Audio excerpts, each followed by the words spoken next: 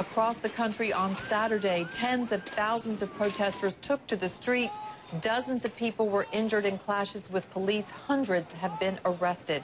Joining me now from Istanbul, senior international correspondent Ivan Watson with the latest. What are you seeing and hearing about what's going on the streets right now, Ivan? Well, we're gonna give you a sense here, Natalie. We're at the edge of Taksim Square in the heart of Istanbul. You can see volunteers here trying to pick up some of the rubbish after this place became a battleground throughout the day Friday night and Saturday, and until Turkish riot police withdrew from here and gave the place over basically to the demonstrators who still control it. Take a look over here, Natalie. This is one of the barricades that one of the leftist political parties here, the Socialist Party, has erected. There are other barricades at other parts of the square, very symbolic, because the government did not allow leftist groups and unions to hold their annual May Day rally here on May 1st. There was a major fighting then, and now this has been a victory of sorts for them to reclaim this area again. Now, the fighting last night was still raging in parts of Istanbul and certainly in the capital, Ankara, as well. I want you to take a look at some of the video that our cameraman Joe Duran shot in a neighborhood called Beşiktaş at 1 o'clock, 2 o'clock in the morning on Sunday to get a sense of the clashes between the demonstrators and the riot police.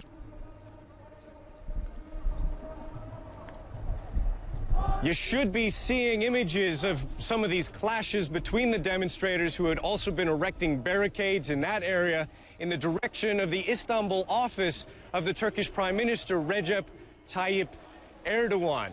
The use of tear gas canisters. In some cases here, we filmed as they were striking demonstrators in the body, in the face. That is one of the uses of police force that has really angered people and triggered the most unprecedented street protests against the elected government of Turkish Prime Minister Recep Tayyip Erdogan in more than 10 years in power in Turkey.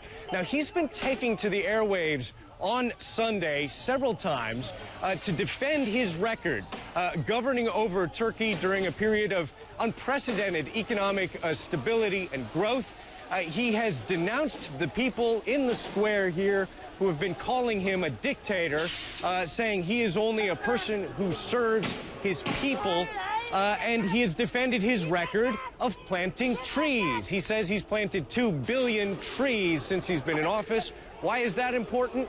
Well, this all started on Monday when about 50 demonstrators tried to hold a picnic, a sit-in, to prevent government plans to raise the last green park left in Istanbul's central Taksim Square. The police responded with water cannons and tear gas, and now you have this massive protest movement against the Turkish Prime Minister, which has really been hurting his image and Turkey's image, especially at a time when the Turkish Prime Minister has been modeling Turkey as a model Muslim democracy during the revolts of the Arab Spring against other dictators in the Middle East. Natalie. All very interesting, the developments there. And from what you can see from your vantage point, it looks like that people are going to be able to move about as they wish if more continue to gather there. It does look peaceful right now. Nobody is blocking the residents from moving in and out of this area, which really is, Natalie, a major transit hub. It's the entertainment center of Turkey's largest city. It's also a major business district. And to perhaps try to explain some of the frustration that exploded here, you know, we're filming from our office right now, which is right next to Taksim Square.